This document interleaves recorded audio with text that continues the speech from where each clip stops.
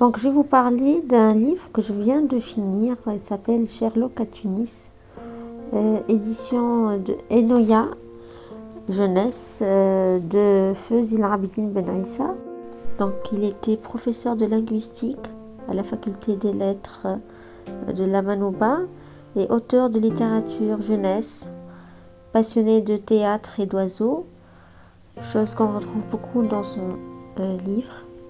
Donc je trouve que c'est un livre qui est très facile à lire, qui peut être lu rapidement par des adolescents ou des adultes.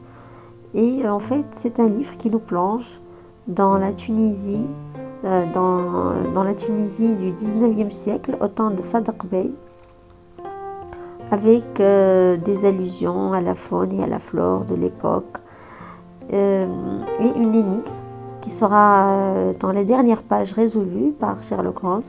Personnellement, j'ai eu envie de revoir la série, l'ancienne série du détective Sherlock Holmes. Et j'ai rapidement lu le livre malgré le peu de temps dont je dispose. Je vais vous lire un petit passage qui m'a beaucoup plu à la page 86.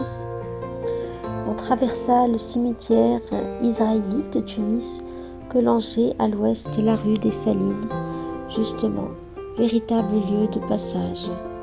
Entre la gare et la Médina, on n'eut pas de mal à retrouver la boutique des Amites. Elle était située sur une placette à l'intersection de la rue des Salines et de la rue de la Petite Malte. Quel bel espace! On aurait dit un musée où étaient exposés les plus beaux spécimens de la faune tunisienne, gazelles, mouflons, oryx, disposés autour du roi des animaux, le lion de l'Atlas, placé au beau milieu de la vitrine, les crocs apparents et les pattes en l'air, toutes griffes dehors. Il était énorme. Ces amis de père qui nous reçut, Monsieur Simon, petit, osseux, blouse grise, lunettes rondes, regard vif.